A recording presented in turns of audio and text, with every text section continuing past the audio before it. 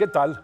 Buenas noches. Sean ustedes bienvenidos a este espacio de conversación de nombre Punto de Fuga. Y hoy tenemos a un gran invitado, un hombre de gran experiencia y gran conocimiento, pero sobre todo una gran simpatía personal que lo hace un ser muy completo. ¿Cómo está mi querido maestro Francisco Abundis? ¿Cómo le va? Muchísimas gracias, maestro Quintanilla. Un gusto estar aquí. Es un placer. Gracias por la invitación. Al contrario, como Muy siempre. bien. Y como hay mucho que contar y mucho que preguntar, a ver, maestro, usted que es un experto en mediciones, yo lo primero que pregunto es, hay una palabra que siempre a todos, o a mí en lo personal, me ha parecido muy interesante por las variantes que ha tenido en diferentes centurias, hasta décadas y elementos completamente distintos. La famosa palabra felicidad, que es como un anhelo de no sé cuántos países poder llegar a tener una idea clara de lo que es la felicidad, pero también para muchos seres humanos es no entender qué es la felicidad y confundirla con muchas cosas. Así es. Para una persona como tú, acostumbrada a la precisión y a la exactitud, la palabra felicidad para poder entrar en juego, ¿cómo la definen, maestro? Claro. Pues es un concepto que varía en función de las culturas. Como muchos otros conceptos, es difícil hacer estudios internacionales en particular sobre este tema. Pero el concepto de felicidad, por ejemplo, en Asia puede ser muy distinto, ¿no? Es otra cosa. Así es. Por completo. Para algunos está mucho más asociado a logros concretos, materiales, ¿no? Para otros el bienestar es un tema más espiritual. Para otros es tiempo libre, para otros es estilo de vida. Y todos estos indicadores que tenemos internacionales están hechos en general de ese compuesto. Es decir, no es una sola pregunta, no es un solo indicador. Intentan combinar varios de estos elementos que componen la felicidad. Y me parece que en el caso de México hay 2 o 3 elementos que son muy claros. Antes de eso, quiere decir que ustedes ven la felicidad como un promedio, no como un concepto. Se puede medir de muchas maneras, pero en general los indicadores más, digamos, que tienen mayor relevancia o resonancia son aquellos que reúnen varios indicadores, no uno solo, para poder capturar estas diferencias. Da un sentido culturales. de criterio. Así es. Distinto. Así y es. entonces, mi querido maestro Abundis, yo tengo una pregunta. ¿Por qué si los mexicanos vivimos tan emproblemados el día a día, que te brinca la gente y te encierra a la calle, que si esto, que si lo otro, que la inseguridad, que todo esto, ¿por qué de repente cuando se establece relación con tratar de saber si somos un país que vive feliz, salimos felices cuando todo el mundo que es reconocible vive en la queja? ¿Qué es un problema cultural? ¿Qué está pasando, maestro? Ese es el primer dato interesante. México, no importa cómo se mida, no importa quién lo mida, que vamos a hablar de algunos de los indicadores, si es Ipsos, si es Gallup, si es el propio INEGI, perdón, o cualquier otra organización que lo mida, México en estadística se conoce como un dato fuera de rango o un outlier. Regularmente, digamos, uno de los elementos que está de manera inequívoca en estas mediciones es el ingreso per cápita.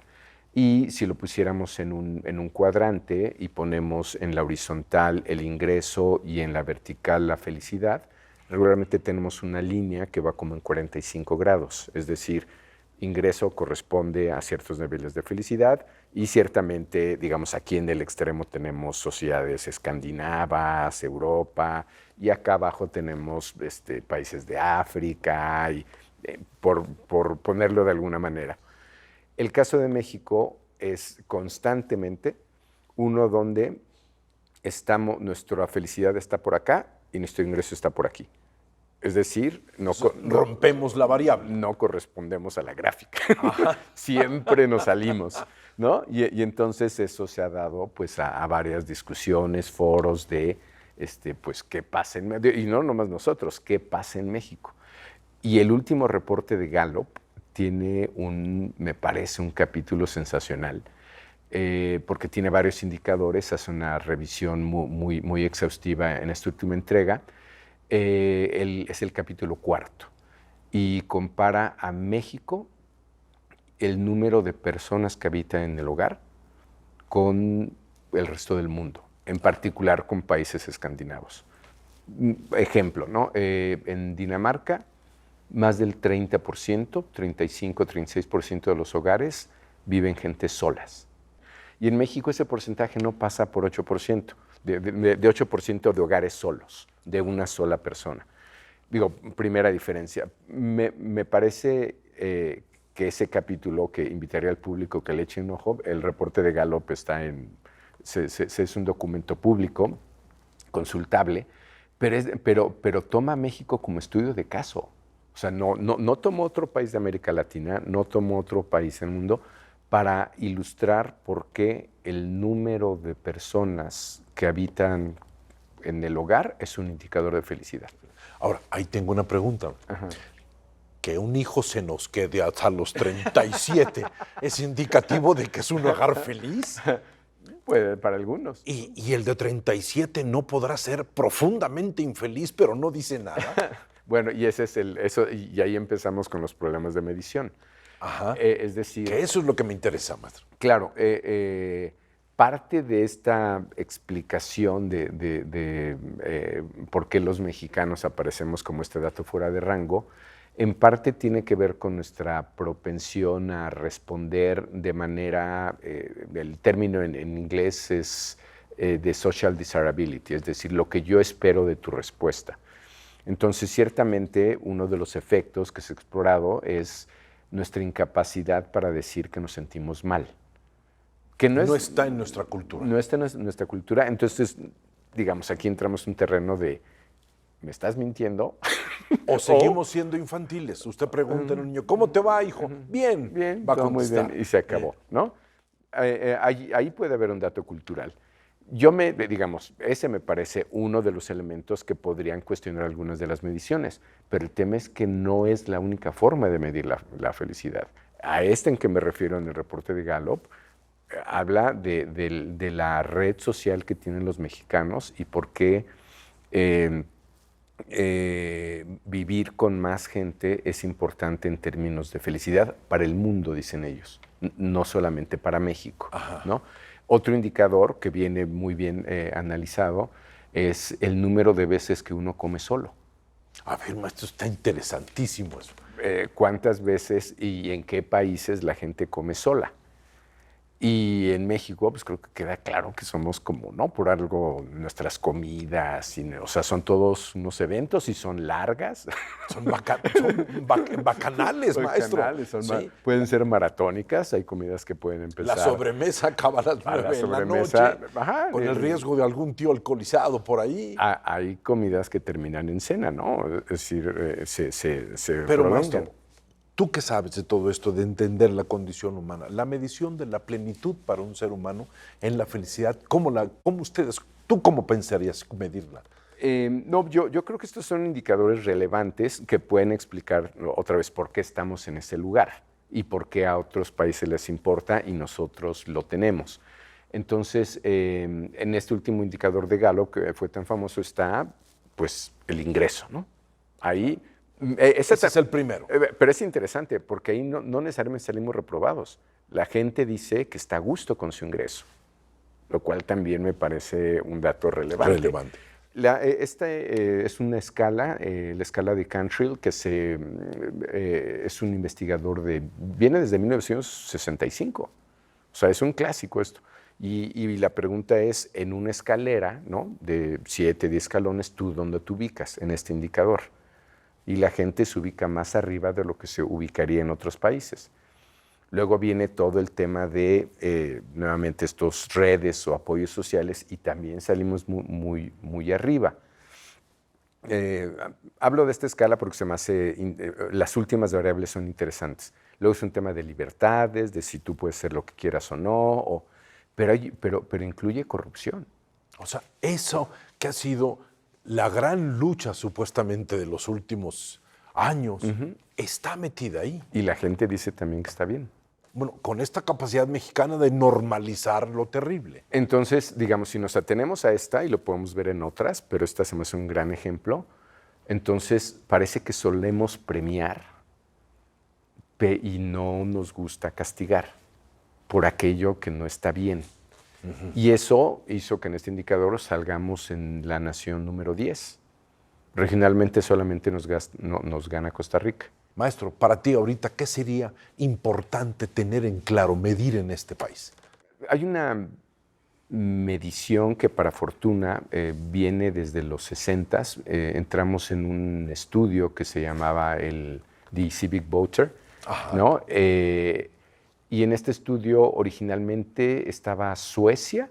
Suecia se bajó y entonces los investigaron, dijeron, necesitamos a alguien. Y entonces México entró de emergente, de último, pero es un clásico. Ajá. Y por ejemplo, ahí tenemos temas ya desde entonces que yo creo que preocupa mucho para este momento, un concepto que se llama self-efficacy, que es la percepción de o la mi persona. capacidad es que es political self-efficacy, para influir en asuntos públicos o que esos asuntos públicos impacten mi vida. Salimos hasta el fondo del barril, o sea, ahí sí salimos, y ese concepto creo que explica mucho de nuestra vida pública. Si en este país el ciudadano no cree que puede influir en asuntos públicos o no cree que los asuntos públicos le impactan, pues lo desactivas. A mí me parece que ese es un indicador que le deberíamos dar un seguimiento. Un seguimiento brutal. No solamente a nivel población abierta, sino por segmentos de población. ¿Qué segmentos de la población? Porque ese sí es un gran parámetro para manejar un criterio de realidad. A mí me parece, ¿no? Y ya desde entonces, o sea, podemos compararnos con estudios de hace más de 50 años. O sea, que nuestra realidad a nivel emocional no ha cambiado, maestro. No, seguimos con un political self-efficacy muy bajo. ¿Y eso no se le hace extraño? Pues no tanto. Porque las décadas han cambiado, el mundo ha cambiado. Sí, pero pues tenemos también, ¿no?, una historia política, una tradición, por poner un ejemplo, ¿no? ¿Cuándo fue la primera vez que en este país votamos por nuestro jefe de gobierno?